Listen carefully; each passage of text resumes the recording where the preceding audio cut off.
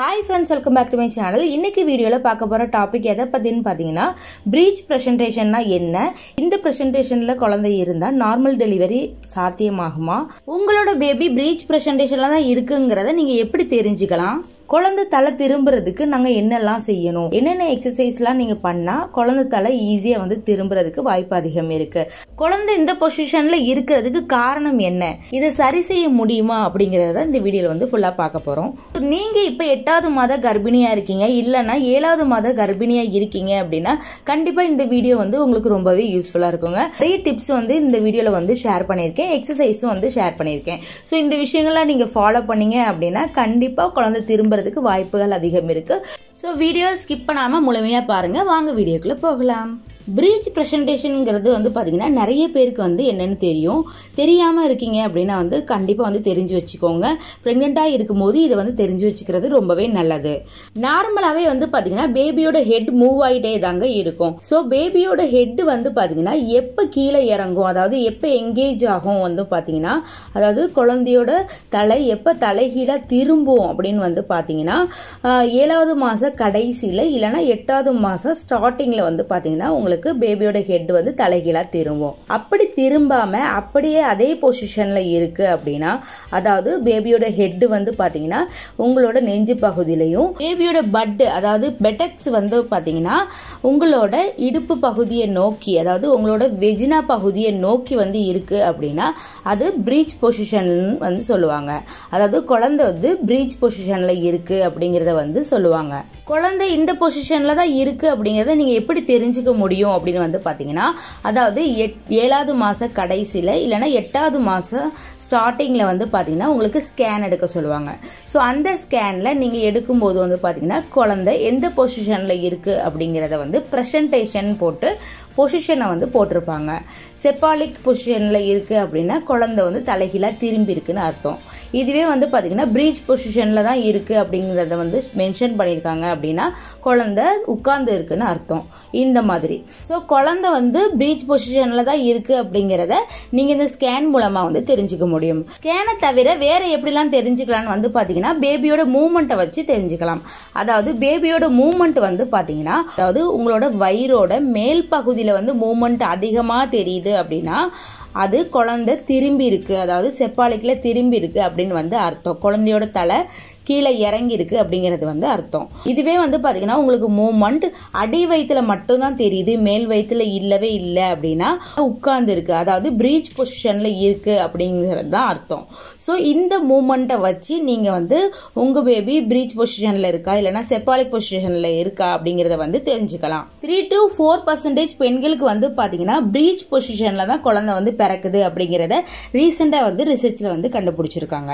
அதாவது என்னன்னு பாத்தீங்கன்னா, இப்ப 100 பேர் வந்து பிரெக்னென்ட் ஆகி இருக்காங்க அப்படின்னா 100ல ஒரு 3ல இருந்து 4 பேருக்கு வந்து பாத்தீங்கன்னா இந்த மாதிரி பிரீச் பொசிஷன்ல தான் வந்து குழந்தை இருக்கு, அந்த நிலையில தான் குழந்தை வந்து பிறக்குது அப்படிங்கறத வந்து கண்டுபிடிச்சிருக்காங்க. குழந்தை இந்த மாதிரி பிரீச் பொசிஷன்ல இருக்கிறதுக்கு காரணம் என்ன அப்படின்னு வந்து பாத்தீங்கன்னா, அதாவது பேபியை சுத்தி உள்ள பனிக்குட நீர்னு சொல்லக்கூடிய இந்த தண்ணி இருக்கு பாத்தீங்களா, சோ அந்த பனிக்குட தண்ணீரோட அளவு வந்து பாத்தீங்கன்னா ரொம்ப கம்மியா இருந்தாலும் இல்லனா ரொம்ப அதிகமா இருந்தாலும் வந்து பாத்தீங்கன்னா குழந்தையோட தலை வந்து பாத்தீங்கன்னா திரும்பாது. அதாவது வந்து பாத்தீங்கன்னா உங்களோட பனிக்குடத்தோட நீரோட அளவு ரொம்ப அதிகமா இருக்கும்போது வந்து பாத்தீங்கன்னா குழந்தை அடிக்கடி வந்து ரொட்டேட் ஆயிட்டே வந்து இருப்பாங்க, ஈஸியா ரொட்டேட் ஆயிட்டே வந்து இருப்பாங்க. ஸோ கரெக்டா அந்த வெஜினா பகுதியில வந்து போய் ஃபிக்ஸ் ஆகுறதுக்கு வந்து பாத்தீங்கன்னா கஷ்டப்படுவாங்க, ரொம்ப மூவ் ஆயிட்டே வந்து இருப்பாங்க. ஸோ அந்த மாதிரி இருக்கும். இதுவே வந்து பாத்தீங்கன்னா பனிக்குட நீரோட அளவு வந்து ரொம்ப கம்மியா இருக்கு அப்படின்னா குழந்தை வந்து ஈஸியா ரொட்டேட் ஆக வந்து முடியாது. ஸோ அதனால வந்து பாத்தீங்கன்னா குழந்தை அப்படியே வந்து சிட்டிங் பொசிஷன்லயே வந்து உட்கார்ந்துருவாங்க. ஸோ இதுதான் வந்து காரணம். பனிக்குட நீரோட அளவு எவ்வளவு இருக்கணும்னு வந்து பாத்தீங்கன்னா 8 to 18 வரை, அதாவது 8ல இருந்து 18 வரை வந்து இருக்கணும். இந்த பாயிண்ட்ஸ்ல வந்து உங்களுக்கு இருக்கு அப்படின்னா அது பனிக்குட நீரோட அளவு வந்து கரெக்டா இருக்கு அப்படின்னு வந்து அர்த்தம். இதுவே வந்து பாத்தீங்கன்னா இதுக்கு கம்மியா வந்து இருக்கு அப்படின்னா உங்களோட பேபி வந்து மூவ் ஆகிறதுக்கு கஷ்டப்படுவாங்க. ஸோ சிட்டிங் பொசிஷன்ல வந்து உட்கார்ந்துருவாங்க. இதுவே வந்து பாத்தீங்கன்னா 18 பாயிண்ட்டுக்கும் அதிகமா இருக்கு அப்படின்னா பேபியோட தலை வந்து எங்கேஜ் ஆக வந்து முடியாது, அதாவது ரொட்டேட் ரொட்டேட் ஆகிட்டே வந்து இருப்பாங்க. நெக்ஸ்ட் ரீசன் என்னன்னு வந்து பார்த்தீங்கன்னா, அதாவது பிளசண்டா வழியாக தான் வந்து பார்த்தீங்கன்னா குழந்தைக்கு அம்மா கிட்ட இருந்து ஃபுட்டு வந்து போகும் இல்லையா. ஸோ அது வந்து பார்த்தீங்கன்னா பிளசண்டா ப்ரீவியாவா இருந்துச்சு அப்படின்னா, பிளசண்டா ப்ரீவியானா வந்து பார்த்தீங்கன்னா அதாவது பிளசண்டா மேலே இல்லாமல் கீழே இருக்கும்போது வந்து பார்த்தீங்கன்னா பேபியோட ஹெட் வந்து பார்த்தீங்கன்னா இறங்குறதுக்கு முடியாது. ஸோ இது வந்து ரீசனாக இருக்கும். நெக்ஸ்ட் ரீசன் என்னன்னு பார்த்தீங்கன்னா லார்ஜ் பிளசண்டா, அதாவது பிளசண்டா வந்து பார்த்தீங்கன்னா லார்ஜாக பெருசாக இருக்கும்போது வந்து பார்த்தீங்கன்னா குழந்தையோட தலை திரும்புறதுக்கு முடியாமல் கஷ்டப்படுவாங்க. ஸோ இதெல்லாம் வந்து பார்த்தீங்கன்னா குழந்தை தலைகீழ திரும்பாததுக்கு காரணமாக இருக்கலாம். பிரீச்லேயே வந்து பார்த்தீங்கன்னா 3 டைப்ஸ் வந்து இருக்கு. அதாவது ஃபர்ஸ்ட் வந்து பார்த்தீங்கன்னா கம்ப்ளீட் பிரீச், அதுக்கப்புறம் இன்கம்ப்ளீட் பிரீச், பிராங்க் பிரீச். இந்த 3 பிரீச்லயும் வந்து பாத்தீங்கன்னா பிராங்க் பிரீச்னு சொல்லக்கூடிய இந்த பிரீச்ல தான் வந்து பாத்தீங்கன்னா அதிகமான குழந்தைங்க டெலிவரி ஆகுறாங்க. ஓகே சிஸ்டர், நாங்க வந்து குழந்தை திரும்புறதுக்கு என்ன பண்றது, என்னோட குழந்தை வந்து பிரீச் பொசிஷன்ல இருக்காங்க, ஸோ நாங்க என்னென்னலாம் பண்ணலாம் அப்படின்னு வந்து கேட்டீங்கன்னா, நீங்க நல்லா வந்து வாக் பண்ணுங்க. ஒரு நாளைக்கு வந்து பாத்தீங்கன்னா 20 to 30 minutes வரை வந்து பாத்தீங்கன்னா நல்லா வாக் பண்ணணும். அதாவது கையை நல்லா அசைச்சு வந்து வாக் பண்ணுங்க. ஸோ இந்த மாதிரி செய்யும் போது வந்து பாத்தீங்கன்னா உங்களோட குழந்தை தலைகீழா திரும்புறதுக்கு வாய்ப்பு அதிகம் இருக்கு. ஸோ இது வந்து ஹெல்ப் பண்ணும் இந்த எக்ஸசைஸ். நெக்ஸ்ட் வந்து பாத்தீங்கன்னா நல்ல தண்ணி வந்து நிறைய குடிக்கணும். அதாவது தண்ணி வந்து கம்மியா இருக்குன்னு உங்களுக்கு சொல்லியிருக்காங்க அப்படின்னா நீங்க அதிகமான தண்ணீர் வந்து குடிக்கணும். அதுக்கப்புறம் நீர் நிறைஞ்ச காய்கறிகள், பழங்கள் வந்து அதிகமா வந்து எடுத்துக்கோங்க. மேக்சிமம் பழங்களை வந்து பாத்தீங்கன்னா சும்மா வெறுமனையா சாப்பிடாம ஜூஸா நீங்க எடுத்துக்கும் போது பனிக்கூடத்தோட நீரோட அளவு வந்து பாத்தீங்கன்னா இன்னுமே அதிகமாகும். ஸோ உங்க குழந்தை வந்து ஈஸியா ரொட்டேட் ஆகி கீழே ஃபிக்ஸ் ஆகிறதுக்கு கரெக்டா வந்து இருக்கும். ஸோ உங்களுக்கு பனிக்கூடத்தோட நீர் கம்மியா இருக்குன்னு சொல்லியிருக்காங்க அப்படின்னா இந்த மாதிரி வந்து ஃபாலோ பண்ணுங்க. குழந்தையோட தலை திரும்புறதுக்கு வேற என்னெல்லாம் பண்ணலாம்னு வந்து பாத்தீங்கன்னா, நீங்க படுக்கும் போது அதாவது தூங்கும் போது வந்து பாத்தீங்கன்னா லெஃப்ட் சைடா திரும்பி படுங்க. மேக்சிமம் அதாவது எப்பெல்லாம் நீங்க படுக்கிறீங்களோ அப்பெல்லாம் வந்து பாத்தீங்கன்னா லெஃப்ட் சைடா திரும்பி படுத்துக்கோங்க. லெஃப்ட் சைடா திரும்பி படுத்திருக்கும் போது வந்து பாத்தீங்கன்னா குழந்தைக்கு நல்ல ஸ்பேஸ் கிடைக்கும். ரைட் சைடா நீங்க திரும்பி படுக்கிறத விட லெஃப்ட் சைடா திரும்பி படுக்கும் போது நிறைய ஸ்பேஸ் கிடைக்கும்.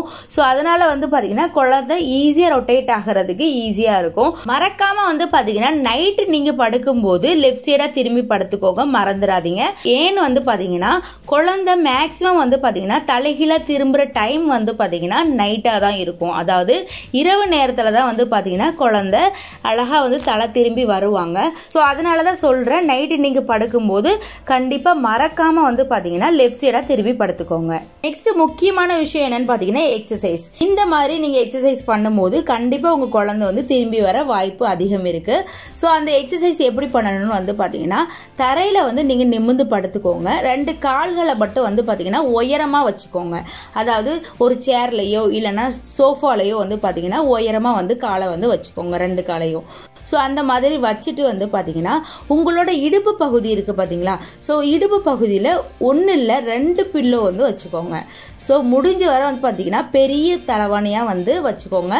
இடுப்பில் வச்சுட்டு இந்த மாதிரி பொசிஷனில் வந்து பார்த்தீங்கன்னா குறைஞ்சது ஒரு 20 minutes ஆகுது நீங்க வந்து தினமும் வந்து இருங்க. ஸோ இந்த மாதிரி அடிக்கடி எக்ஸசைஸ் பண்ணும்போது வந்து பாத்தீங்கன்னா உங்க குழந்தை அழகா திரும்பி வர்றதுக்கு வாய்ப்பு அதிகம் இருக்கு. ஸோ இந்த டிப்ஸ் வந்து ஃபாலோ பண்ணுங்க. நெக்ஸ்ட் எக்ஸசைஸ் என்னன்னு பாத்தீங்கன்னா யானை மாதிரி நீங்க பொசிஷன்ல வந்து இருக்கணும். அதாவது நல்ல குனிஞ்சி முட்டுக்கால் போட்டு 2 கையையும் வந்து பாத்தீங்கன்னா தரையில ஊனிக்கணும். ஸோ அந்த மாதிரி தரையில வச்சுட்டு வந்து பாத்தீங்கன்னா நீங்க உங்களோட வயிற்றை வந்து பாத்தீங்கன்னா லைட்டா ரொட்டேட் பண்ணி லைட்டா ரொட்டேட் பண்ணிட்டே இருக்கணும். ஸோ இந்த மாதிரி வந்து பாத்தீங்கன்னா யானை பொசிஷன்ல இருந்து வயிற்றை வந்து நல்லா கொஞ்சம் வந்து ரொட்டேட் பண்ணிட்டே இருக்கும்போது வந்து பாத்தீங்கன்னா குழந்தை ஈஸியா தலை திரும்புறதுக்கு வாய்ப்பு அதிகம் இருக்கு. இன்னொரு எக்ஸசைஸ் என்னன்னு பாத்தீங்கன்னா ஈஸியான எக்ஸசைஸ், அதாவது கட்டில் இருக்கு பாத்தீங்களா, கட்டிலுக்கு கீழே வந்து பாத்தீங்கன்னா தொடப்பத்தை வச்சு லைட்டா வந்து தூத்து விடுங்க. ஸோ அந்த மாதிரி குனிஞ்சு நிமிர்ந்து வந்து நீங்க வேலை செய்யும் போது வந்து பாத்தீங்கன்னா உங்களுக்கு வயிற்றுல கொஞ்சம் வந்து ஸ்பேஸ் கிடைக்கும். ஸோ நல்லா வந்து குழந்தை மூவ் ஆகிறதுக்கு கொஞ்சமாக நகர்றதுக்கு வந்து கொஞ்சம் ஹெல்ப் பண்ணும். ஸோ இந்த மாதிரி எக்ஸசைஸ்லாம் ஸோ இதை வந்து ஃபாலோ பண்ணி பாருங்க. ஓகே ஃப்ரெண்ட்ஸ், அவ்வளோதான். இந்த விஷயத்தெல்லாம் நீங்கள் ஃபாலோ பண்ணும்போது கண்டிப்பாக உங்களோட குழந்தைய வந்து திரும்பி வந்துடுவாங்க. உங்களோட குழந்தை வந்து 36 வீக்கும் ஆகியும் 37 வீக் ஆகியும் வந்து குழந்தை திரும்பலை அப்படின்னா கவலைப்படாதீங்க. லாஸ்ட் நேரத்தில் உங்களுக்கு டெலிவரி பெயின் வந்ததுக்கப்புறம் கூட வந்து பார்த்தீங்கன்னா குழந்தையோட தலை திரும்புறதுக்கு வாய்ப்பு அதிகம் இருக்குது. ஸோ அதனால் கவலைப்படாதீங்க, தைரியமாக போல்டாக இருங்க. இந்த மாதிரி விஷயங்கள்லாம் வந்து அடிக்கடி பண்ணுங்க. கண்டிப்பாக குழந்தை திரும்புறதுக்கான வாய்ப்புகள் அதிகம் இருக்குது. குழந்தை லாஸ்ட் நேரத்துலையும் திரும்பலை அப்படின்னா டெலிவரி எப்படி நடக்கணும் அப்படின்னு வந்து பார்த்தீங்கன்னா ஆப்ரேஷன் தான் பண்ணி எடுப்பாங்க. ஸோ வேறு வழி இல்லை. ஓகே ஃப்ரெண்ட்ஸ், இந்த வீடியோ யூஸ்ஃபுல்லாகவும் இன்ஃபர்மேட்டிவாகவும் இருந்திருக்கும் நம்புறேன். இந்த வீடியோ பிடிச்சிருந்துச்சுன்னா லைக் பண்ணுங்கள், ஷேர் பண்ணுங்கள். மேலும் இது போன்ற வீடியோக்களை பார்க்க நம்ம சேனலுக்கு சப்ஸ்கிரைப் பண்ணுங்கள். தேங்க்யூ ஃபார் வாட்சிங்.